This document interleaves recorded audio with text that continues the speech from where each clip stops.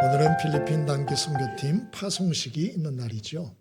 그래 오늘부터 토요일 14일까지 6박 7일간 단기 선교 진행이 됩니다. 단기 선교 그래 떠나는구나. 그런가 보다 이러면 안 돼요.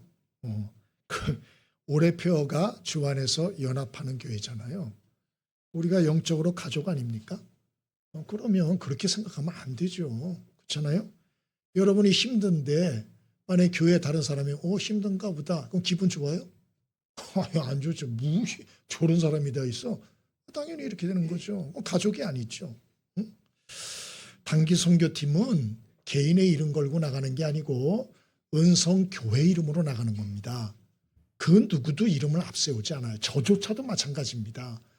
어느 팀이냐 그러면 은성교회 팀이라 그러지 홍일 목사 팀이라고 그러진 않아요. 그러니까 이번에 우리가 가는 건 은성교회를 대표해서 간다는 걸 아셔야 됩니다.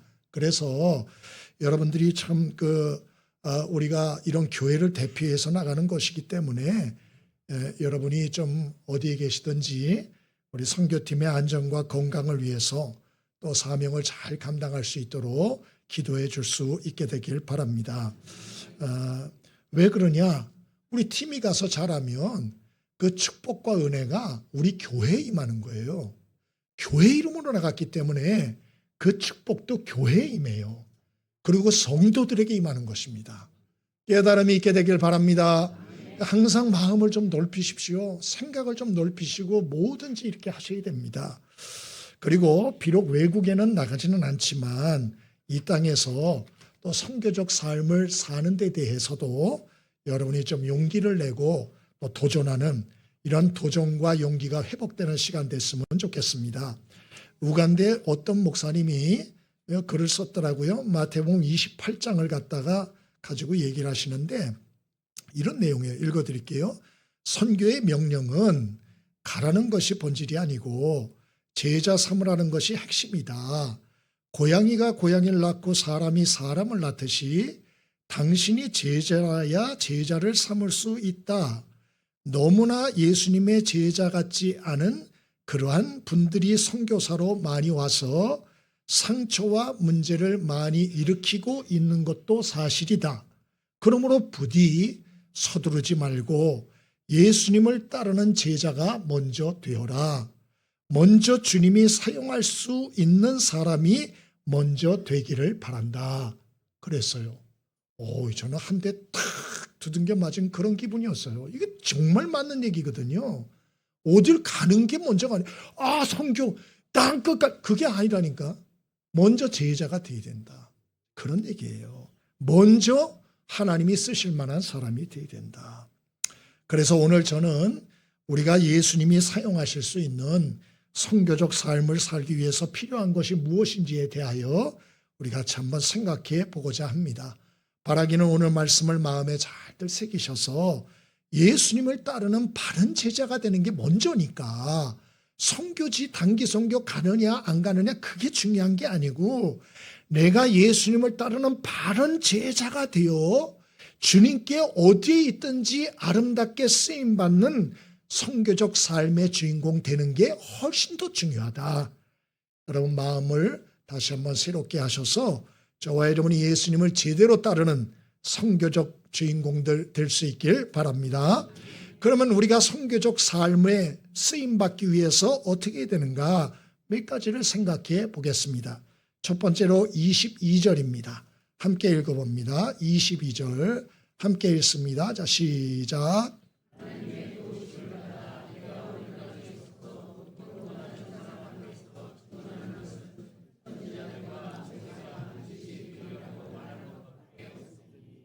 아멘.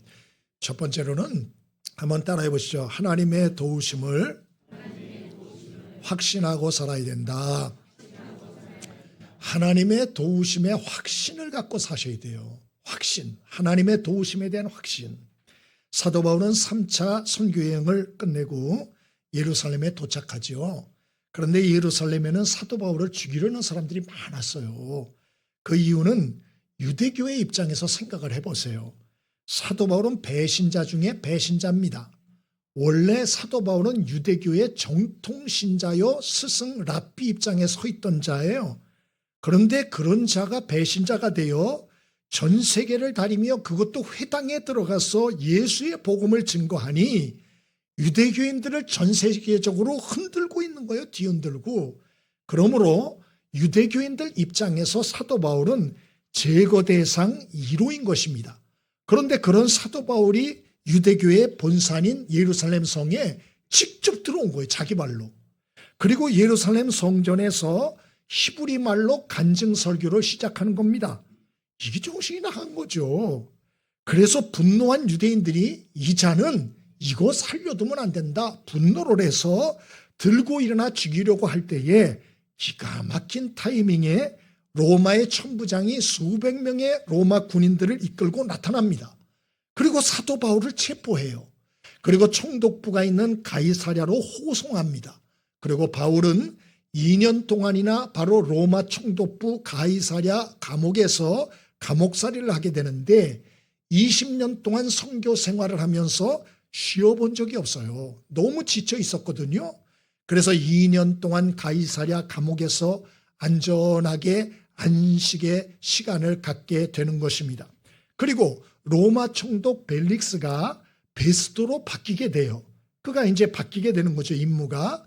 그래서 예루살렘에 있던 이 유대인 대표들, 특별히 유대교의 대표들이 다시 새로운 총독을 찾아옵니다. 끈질기죠? 왜 찾아왔나? 사도 바울을 넘겨달라는 거예요. 이 사도 바울은 종교범이니까 우리한테 넘기라고. 그렇게 말한 거죠. 왜 넘겨달라 그럴까요? 바로 죽이려고 그런 겁니다. 이 사실을 안 사도 바울이 베스도 총독에게 11절에 보면 난 로마 시민권자입니다. 나는 함부로 손대서 안 되는 사람입니다. 그리고 확인을 시켜주고 로마 황제에게 상소하겠습니다. 그렇게 말해요. 로마 시민은 로마 황제에게 상소권이 있고 죽고 사는 것은 로마 황제가 결정해야 됩니다. 그러자 사도 바울이 이제 누구도 건드리지 못할 그런 몸이 된 것입니다. 그리고 사도 바울의 꿈과 소원이었던 로마 선교의 길이 열리게 된 것이죠. 오늘 본문에 사도 바울이 로마의 이러한 총독, 새로운 베스도 총독, 또 인사차 방문한 유대의 분봉왕 아그리파 앞에서 사도 바울이 자신을 변호하고 간증한 내용이에요. 근데 바울이 22절에 이 두 사람들 앞에서 뭐라 그러나 지금 베스도와 아그리파 왕 앞에 내가 이렇게 증언을 할 수 있는 이유는 딱 한 가지입니다. 하나님의 손이 나를 보호하고 도우셨기 때문입니다. 이렇게 간증을 시작합니다. 그리고 우리는 이러한 사도 바울의 말을 꺼내는 모습을 통하여서 우리가 정말 선교적 삶을 살기 위해서 필요한 확신 1번이 무엇인가? 그것은 하나님의 도우심에 대한 확신이다 하는 걸 깨닫게 되는 것이죠. 우리는 복음을 증거하거나 아니면 사람을 하나님께로 인도하는 일이 쉽다라고 생각하면 안 됩니다. 이거 쉽지 않아요. 이거를 막고 방해하고 공격하는 악한 세력들이 얼마나 많은지 모릅니다. 그래서 명심해야 돼요.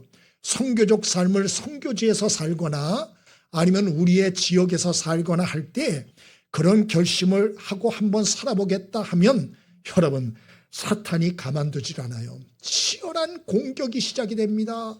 마음을 뒤흔듭니다. 관계를 깨버립니다. 우리의 생각을 뿌리부터 뒤흔듭니다. 그래서 아예 발걸음도 내디지 못하도록 그렇게 만드는 것이에요. 그러므로 선교적 삶을 정말 살아보고 싶은 사람이 1번으로 해야 할 일이 있으니 그것은 하나님의 도우심을 날마다 매 순간마다 간구하여 그 도움을 잊고 사는 것입니다. 그것은 영적인 싸움들이 정말로 있기 때문에 그런 것이에요. 강영우 박사라고 시각장애인이시지 않았어요? 돌아가셨지만 이분이 이제 그 책에다 간증을 남긴 걸 봤어요. 몰랐던 걸 이번에 새롭게 알게 됐는데 이분이 피츠버그대 미국에서 이제 교육학 박사학위까지 받은 분인데 한 번은 이제 대학 공부를 할 때 사모님이 이제 시각장애이니까 같이 다녔어요. 그래서 학교 도서관에서 자료를 찾으러 간 사이에 강 박사님이 학교 풀밭에 2살짜리 아들 진석이라 그러던데 걔를 이제 돌아보고 있는 거예요. 이렇게 잡고. 근데 이제 강 박사님이 이때 고민이 많았대요. 그 이유는 이제 대학 공부 4년이 다 끝나가는데 갈 곳이 없는 거예요. 나 이거 졸업하면 어디 가나? 여러분, 시각장애인을 어디서 받아줍니까? 한국에서 받아주겠어요? 그 옛날인데 더 안 받아주지요. 미국은 받아주나 동양인을 누가 받아줍니까? 미국 시각장애인도 많은데 그 앞에 가면 앞으로 어떻게 살지? 뭘 먹고 살아야 되나? 고민이 되는 거예요. 근데 어느 순간에 아이 소리가 안 들리는 거예요. 큰 소리로 아이를 부르는데 대답이 없어요. 정신이 번쩍 나는 거예요. 그래서 이거 애를 잊어버렸네. 이거 큰일 났다. 그래가지고 이분이 창피를 무릅쓰고 진서가 소리를 지른 거예요. 지나가는 사람 막 붙잡은 거예요. 그리고 여기 혹시 2살짜리 남자아이 못 봤냐고. 못 봤다고. 없다고. 큰일 난 겁니다. 외국에서 애를 잊어버리면 어디로 인신매매되는지 어떻게 합니까? 예? 불안해가지고 그때 하나님께 기도했대. 하나님 제발 제 아들을 찾을 수 있게 해주십시오. 눈이 안 보여서 찾을 수가 없습니다. 하나님 도와달라고. 얼마 후에 근처 빌딩에서 한 여성이 진석이를 데리고 나온 거예요. 나중에 알고 보니까 진석이 혼자 놀다가 건물 안에 들어간 거예요. 근데 그 건물이 교육대학원장의 그 방이 있는 그런 건물이었다 그래요. 애가 거기를 들어가서 특별히 어딜 들어갔나? 교육대학원장의 방에 들어간 거예요. 거기서 논 거예요. 그 메이노스라고 하는 원장님이었는데 이번이 이제 아이가 귀하니까 누가 잊어버렸구나 생각하고 돌봐주고 있는 거예요. 비서가 올 때까지. 여자 비서가 왔어요. 시켜서 부모가 분명히 밖에 있을 테니까 찾아주라고. 그래가지고 찾아 나온 겁니다. 이 일이 계기가 돼서 강영구 박사님이 그 학교 교육대학원 원장님하고 아주 개인적인 친분을 쌓게 되었다는 것이에요. 그리고 강 박사님이 4학년 졸업한 후에 앞길을 열어주는 결정적인 역할을 이분이 하신 거예요. 대학원으로 이분이 끌어줬고, 그리고 시각장애인 처음으로 시카고 대학의 개건 교수가 된 거예요. 이분이 힘쓴 겁니다. 그리고 나중에 백악관 국가장애위원회 정책 차관보를 역임했는데 이것도 이분이 도와줬다 그래요. 여러분, 신기하지 않아요? 이 강 박사님 책의 간증으로 이렇게 써져 있어요. 우리는 보이지 않지만 그러나 하나님은 우리 앞에 있는 걸 보고 계십니다. 우리의 나아갈 길을 열고 계십니다. 이러한 사실을 믿어야 됩니다. 우리가 볼 수 없다고 하나님도 못 보시는 것이 아닙니다. 내가 무능하다고 하나님도 무능한 것이 아닙니다. 하나님은 우리가 알지 못하는 길을 보고 계시고 예비하고 계십니다. 그렇게 썼더라고요. 그렇습니다. 여러분, 하나님의 사람들, 심지어 하나님의 선교하는 일을 한다 할지라도 많은 난관과 위기와 문제들이 많이 있을 수 있어요. 그때 두려워하면 끝이에요. 무서워. 괜히 시작했어. 난 아무것도 안 할 거야. 좌절하고 낙심하고 포기하고 이러면 안 돼요. 이러면. 그때 도우시는 하나님이 함께 하신다는 것을 기억하고 그 하나님의 도우심을 간절히 구하고 그 하나님의 보호와 열어주시는 역사를 경험할 수 있게 되길 바랍니다. 선교적 삶을 살기 위해서는 이러한 사탄의 공격과 모든 어려움들이 있다는 걸 이미 알고 있어야 돼요. 그리고 낙심하지 말고 하나님의 도우심을 간절히 구하고 그 도우심으로 돌파해 나가야 하는 것입니다. 하나님은 함께 계십니다. 우리를 돕고 계십니다.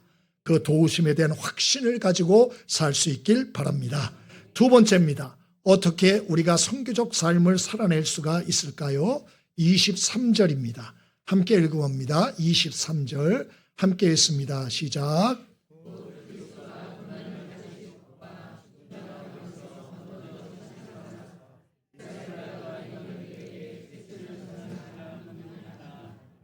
아멘.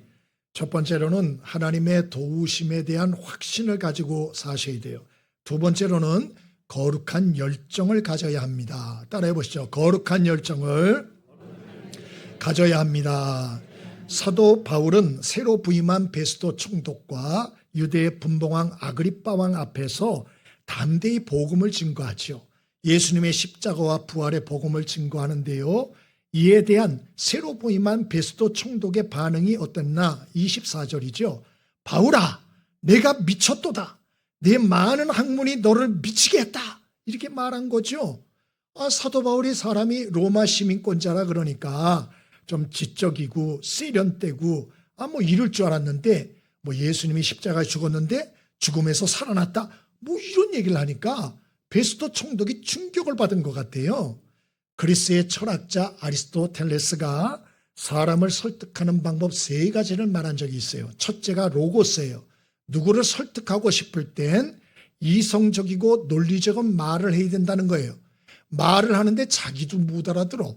주변에 있는 사람도 못 알아들어. 이건 설득 불가예요. 자기도 이해를 못하는 말을 하면 어찌 남을 설득하겠습니까? 그래서 1번이 로고스라 그랬고 2번이 에토스라 그랬어요. 에토스란 뜻은 논리적인 말만 해서는 아니 되고 인격적이고 예의가 있는 따뜻한 말과 태도로 말해야 된다는 거예요.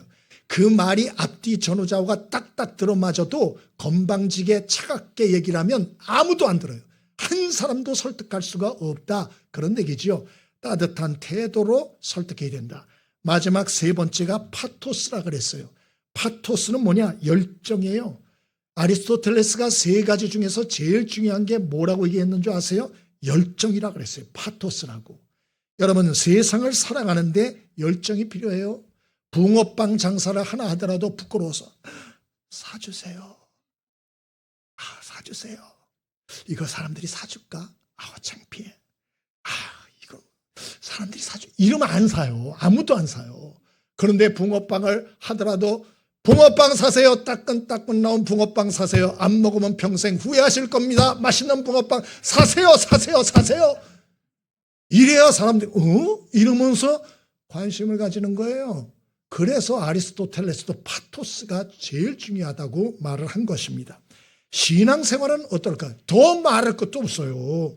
그러면 우리가 어떻게 사도 바울과 같이 왕이나 총독 앞에서도 주눅들지 않고 담대히 말하는 거룩한 열정의 사람이 될 수가 있을까요? 그것은 복음에 대한 기쁨이 있어야 돼요. 복음에 대한 기쁨이 없으면 거룩한 열정을 가지고 살 수가 없어요. 그러면 어떻게 하면 우리가 복음의 기쁨을 누릴 수가 있냐? 첫째로 내가 누군지를 알아야 돼요.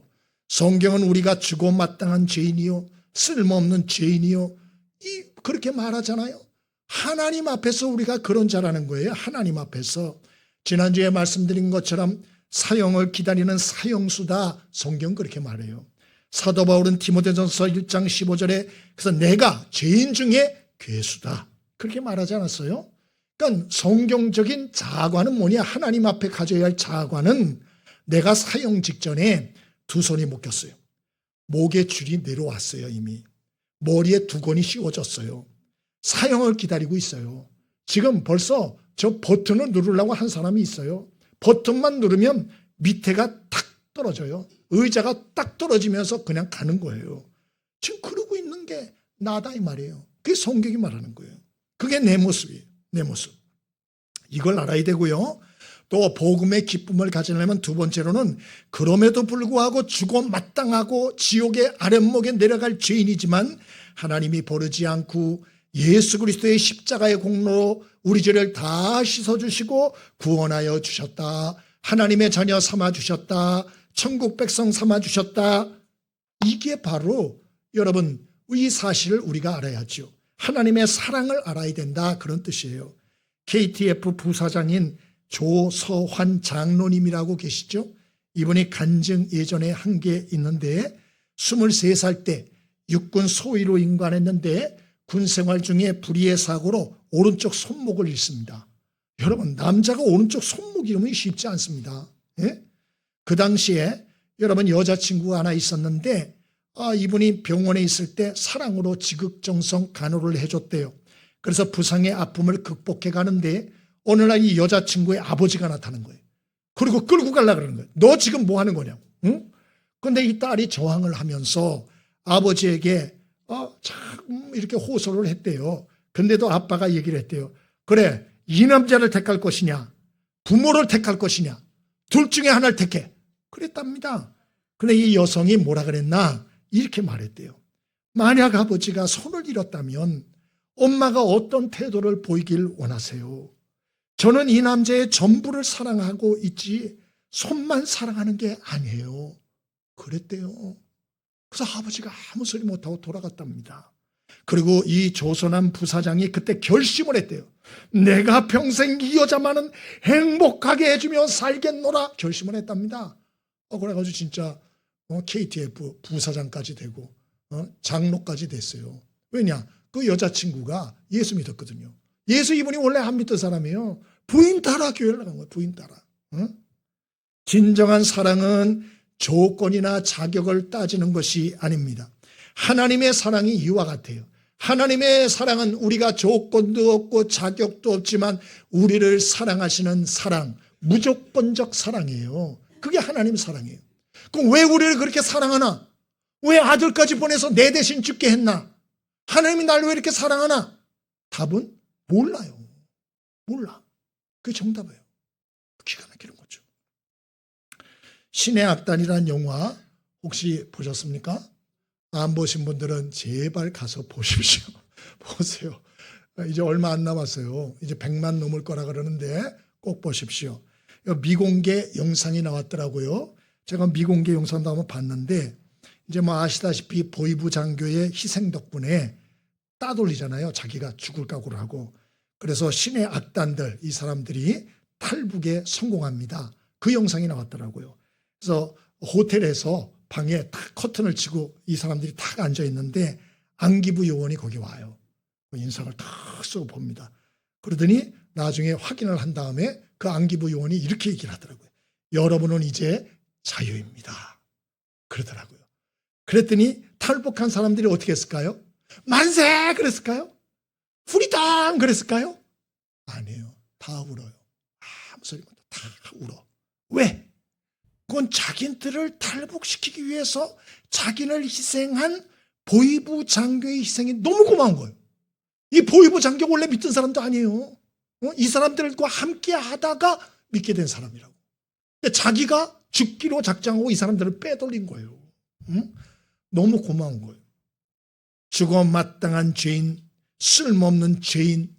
여러분 죄인 성경에 얼마나 많아요?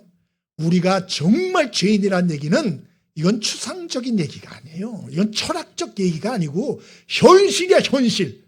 우리가 정말 죄인 중에 죄인이라는 것은 이게 실상이고 이게 현실이에요, 현실.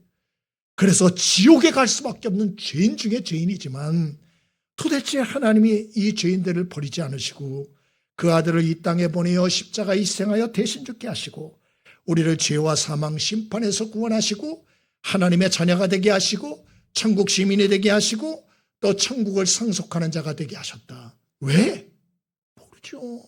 그러니까 더 감사한 거예요. 더 감사한 거예요. 그럴 이유가 없는데 그렇게 하시니까 너무 감사한 거예요. 하나님의 사랑에 대한 감격과 기쁨 있게 되길 바랍니다. 그럴 때 속에서 불이 올라오기 시작하는 거예요. 셋째는 성령을 소멸하지 말아야 돼요. 왜? 복음의 기쁨이 없나? 성령을 소멸하고 살아서 그래요. 여러분, 예수를 믿는 자 안에는 성령님이 오셔서 평생 동행합니다. 우리가 말 실수를 하거나 말씀에 불순종하거나 사람을 미워하거나 이러면 우리 안에 계신 성령께서 깨닫게 하세요. 너 그러면 안 돼. 너 지금 잘못하고 있는 거야. 너 정말 이러면 안 된다. 자꾸 사인을 줘요. 근데 그럼에도 무시하고 회개하지 않고 그 죄를 스탑하지 않으면 성령의 불이 소멸이 돼요. 마치 불에다가 물을 끼얹는 것처럼 내 속에 있었던 그나마 좀 있었던 불, 은혜의 불, 성령의 불, 감동의 불, 기쁨의 불 싹 사라집니다. 냉랭하게 됩니다. 메마르게 됩니다. 그렇게 돼요. 왜? 성령을 소멸하거든. 내 안에 성령님이 자꾸 감동을 주는데 순종을 안 해. 그러나 반대로 그걸 정말 회개를 하고 나에게 성령이 지시와 감동을 주는 대로 하나씩 해봅니다. 너 그거 끊어. 싫고 어렵고 힘들지만 끊기 시작합니다. 그럼 우리 안에 성령께서 쫙 불을 일으키기 시작해요. 그 느껴집니다. 그 느껴진다니까요. 그리고 성령께서 우리에게 말씀을 읽어. 너 기도를 조금 새롭게 해봐. 너는 그 사람에게 그렇게 하지 마라. 이렇게 해. 우리가 그 말씀을 순종하면 우리 속에 성령의 불이 타는 것을 깨닫게 돼요. 아, 내 안에 불이 있구나. 그렇게 깨닫게 된다니까요. 응? 여러분, 이러한 기쁨과 재미를 온전히 체험하지 못하고 살면 그 신앙생활이 굉장히 메마르게 돼요. 그러니 성령의 불도 꺼지고 하나님의 사랑도 모르고 자기가 얼마나 큰 죄인인지도 모르고 이러니 무슨 복음의 기쁨이 있고 신앙의 기쁨이 있겠어요? 이건 완전히 무슨 도살장에 끌려가는 짐승과 같이 신앙생활이 너무 힘든 거야. 여러분, 오늘 말씀을 마음에 잘 기억하시고 내가 하나님 앞에 어떤 자인지를 깊이 생각하고 하나님의 사랑이 얼마나 큰지를 다시 한번 묵상하며 성령의 나에게 주시는 그러한 음성에 다시 한번 순종하는 역사가 있어서 여러분 속에 불이 다시 한번 회복이 되고 성령의 기쁨이 회복이 되고 성령의 역사가 회복되어지는, 그래서 신앙의 기쁨과 거룩한 열정을 사도 바울과 같이 가지고 사는 은혜가 있게 되기를 바랍니다. 마지막입니다. 우리가 어떻게 할 때 선교적 삶을 살 수가 있는가요? 26절로 28절입니다. 함께 읽어봅니다. 26절로 28절입니다. 함께 읽어봅니다. 자, 시작.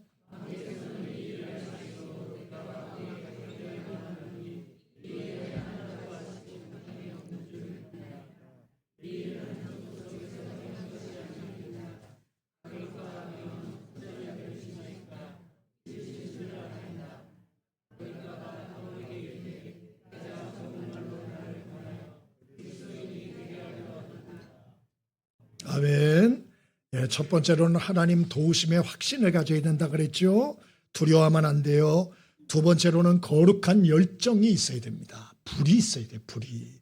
마지막 세 번째로는 바른 자아상을 가져야 돼요. 여기서 바른 자아상이라는 것은 사람들 앞에서 바른 자아상을 가지고 살아야 된다, 그런 뜻이죠. 오늘 사도 바울은 27절에 아그리빠 왕 앞에 왕이요 구약의 선지자의 예언을 믿으시나이까? 그 예언된 메시아의 성취가 바로 예수님이십니다. 이렇게 말해요. 베스도에 얘기하다가 안 통하니까 이제 아그리빠 왕으로 갈아탄 겁니다. 그리고 말을 시작한 거죠. 그러자 28절에 아그리빠 왕이 기가 막히지 않아요?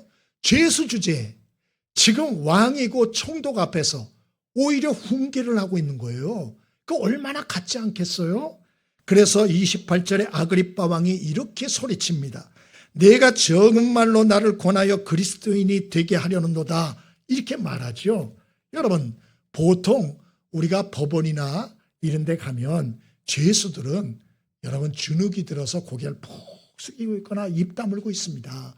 여러분도 법원 가본 적이 있으신가요? 저는 한 번 가본 적이 있어요.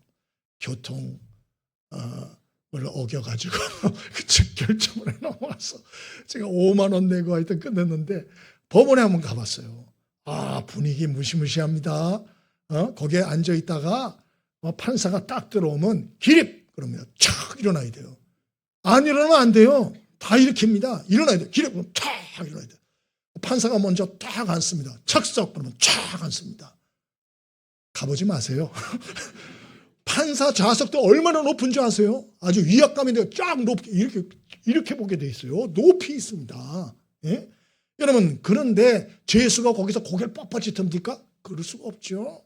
그런데 지금 여기 보세요. 로마 총독과 유대 분봉왕 앞에서도 조금도 기가 죽지 않고 주눅 들지 않는 바울의 모습을 보십시오. 예? 오늘 아그리빠 왕이 바울아, 네가 적은 말로 나를 그리스도인이 되게 하려는구나. 이놈아, 주제 파악이나 해. 이렇게 말하잖아요. 그러자 바울이 뭐라 그럽니까? 잘못했습니다. 그랬습니까? 29절에 이렇게 대답을 합니다. 말이 적으나 많으나 당신뿐 아니고 여기 있는 모든 사람이 결박된 것 외에는 다 나와 같이 되기를 원합니다. 이렇게 말했다는 거예요. 이게 와, 이건 어마어마한 겁니다. 이거는. 응? 어떻게 사도 바울이 이럴 수 있었느냐? 사도 바울은 바른 자아상이 있었어요. 사람들에게 주눅들지 않을 바른 자아상을 가지고 있었다. 보면은 하나님께는 아주 건방 이렇게 좀 교만하고 막 이런 사람들이 세상에 나가보면 굉장히 비굴한 사람들이 있어요. 거꾸로 해야 돼요. 하나님 앞에는 겸손하고 세상에서는 담대할 수 있게 되기를 바랍니다. 이 반대로 하니 얼마나 비겁한 사람이요. 하나님은 눈에 안 보인다고 하나님 만만하게 보이고 세상에 가가지고는 굽시굽시 바보죠. 진짜 누가 무서운지는 모르는 거예요. 오늘 사도 바울이 어떻게 이렇게 담대할 수 있었느냐? 서신서, 로마서나 빌립보서 이런 데 보면 처음에 항상 바울은 이렇게 글을 시작합니다. 예수 그리스도의 종 나 바울은, 하나님의 종 나 바울은, 항상 이렇게 시작해요. 두 가지인데요. 바울은 첫째는 나는 하나님이 선택하여 부른 사람이요 하나님이 사랑받는 자요 나는 하나님께 속한 자이다 라는 자긍심이 대단히 컸던 것이에요. 세계에서 가장 비싼 그림 2017년 크리스티나 경매에서 사상 최고가로 팔렸는데요. 그림 이 한 점이에요. 얼마에 팔렸나? 4억 5천만 달러. 우리나라 돈으로 얼마인가? 5천억에 팔렸어요. 그림 하나가 5천억에. 레오나르도 다빈치가 그린 구세주라는 그림이에요. 저 봤거든요. 잘 그리지도 못한 것 같아요. 그 예수님 그린 건데 별로예요. 제가 볼 때 그게 5천억. 재미있는 것은 그거 팔리기 60년 전 1958년 경매에서는 이 그림이 다빈치의 제자의 위작이다라고 알려져서 45파운드 7만 원에 팔렸대요. 7만 원에. 그런데 60년 후에는 똑같은 그림이 5천억에 팔렸어요. 무슨 일이 일어났나? 이 그림이 가짜가 아니고 레오나르도 다빈치의 진짜 그림이 확인되었기 때문에 이렇게 값이 뛴 거예요. 그러니까 이 7만 원에 산 사람은 세상에 5천억이 되었으니 그림을 사는 것도 좋을 것 같아요. 예? 와, 어떻게 이럴 수 있지? 응? 여러분, 세상적으로 사람들이 우리를 인정 안 해도 성경에 하나님의 형상대로 우리를 만드셨다 했고 우리를 하나님의 작품이여 솜씨라 했고 더군다나 우리는 하나님의 아들 예수 그리스도의 공로로 구원받은 하나님의 자녀라고 했으니 우리가 얼마나 하나님 앞에 귀한 존재입니까? 우리는 이 세상에 하나밖에 없는 존재예요. 더군다나 하나님의 자녀들이라고요. 성경의 말씀을 믿게 되길 바랍니다. 사도 바울은 이 자긍심이 있었던 거예요. 나는 하나님의 종이야. 나는 예수 그리스도의 종이야. 이렇게 말한 거죠. 나에게는 하나님의 사인이 있어. 나는 하나님의 작품이야. 주눅 들지 않는 거예요. 또 하나 사도 바울은 예수 그리스도의 종이라 그랬잖아요. 다른 말은 나는 그러나 주인이 아니고 종이야. 이런 마음이 항상 있었어요. 여러분, 그러므로 그는 겸손하게 살 수 있었던 거죠. 그는 비굴하지 않으면서 겸손할 수 있었던 것입니다. 어떤 은퇴 목사님이 간증하시는데 교회 개척한 초기에 교회적으로 성공하고 유명한 목사가 되고 싶어서 노력을 많이 했대요. 근데 교회는 더 힘들어지고 몸과 마음은 지치고 병들고 너무 좌절이 되고 낙심이 돼서 목회를 접어야 되나 보다 생각하고 강원도 강릉 해변으로 쉬러 가셨대요. 하나님께 서운해서 기도를 했대요. 서운하다고. 근데 어느 날 하나님이 마음에 감동을 주시더래요. 어떤 마음을 주시냐? 책망을 하시는데 야, 김 목사야. 내가 널 왜 유명하게 해줘야 되는데? 넌 내 종 아니야? 그럼 내가 주인이지. 그럼 주인인 내가 너를 밑바닥에 내려가 있으라 하면 안 되나? 내가 왜 너를 유명하게 해야 된다고 너는 생각을 하는 것이지? 이렇게 말했다는 거예요. 여러분, 예수님을 주님으로 섬기시죠? 여러분이 주인이에요? 예수님이 주인이에요? 하나님이 주인이에요? 아니면 여러분이 주인이에요? 근데 왜 여러분이 주인 행세하려고 그래요? 네? 왜 섭섭하다 그래요? 왜 원망불평해요? 하나님이 주인이잖아요. 네? 그리고 그날 겨울바람이 많이 부는 날인데 하나님이 마음에 그런 마음을 주시더래요. 바닷가에 해송을 봐라. 그걸 보니까 소나무 해송이 바닷가에 쫙 있더래요. 보니까 외롭게 겨울 찬바람을 맞으며 당당히 서 있는 해송을 보는데 세상에 그 해송이 자기한테 말을 거는 것 같더래요. 자기한테 이렇게 야단을 치더래요. 야 이놈아, 나는 홀로 서 있다. 그러나 서럽지 않다. 만일 경복궁 뜰이나 남산 위에 내가 있다면 사람들의 관심과 사랑을 더 받겠지만 나는 땅끝에 홀로 서서 모진 바람을 맞고 있다. 왜냐? 나는 다른 소나무가 아니고 해송이기 때문이다. 이놈아! 그러더래요. 이 말을 듣고 이분이 충격을 딱 받은 거예요. 해송을 통해서 하나님이 주신 교훈, 깨달음을 얻은 거예요. 그러면서 진정한 충성이 뭔가, 진정한 목회의 성공이 무엇인가, 그것은 하나님이 있으라고 한 그 자리에 끝까지 버티고 서 있는 것이 목회의 성공이다라고 하는 걸 이분이 깨달았다는 것입니다. 그리고 자신의 호를 해송이라고 바꿨대요. 해송. 그리고 한 자리에서 30년을 충성하며 올해 은퇴하셨어요. 올해. 자신에 대한 바른 자아상이 얼마나 중요한가 하는 걸 우리에게 가르쳐주는 거예요. 생각이 병들면 삶도 병드는 것이에요. 사도 바울은 어떻게 이렇게 선교적 삶에 모든 삶을 걸 수 있었나? 자신에 대한 사람들 사이에서의 바른 자아상이에요. 사람과 비교하여 열등감 갖지 않았어요. 주눅들지 않았어요. 자신은 하나님께 속한 자요, 하나님의 사랑받는 자요, 하나님의 하나밖에 없는 걸작품이라는 사실을 믿었어요. 또 동시에 자신은 주인이 아니고 하나님의 종이라는 사실도 기억했어요. 그래서 그는 끝까지 아름답게 쓰임받다가 간 것입니다. 2026년 시작이 어저께 같은데 벌써 한 달이 지났고 2월 둘째 주예요. 둘째 주. 이제 구정 명절이 또 지나면 2월 달은 쏙 지납니다. 2월 달은 28일밖에 없어요. 더군다나. 그래서 곧 3월이 옵니다. 3월.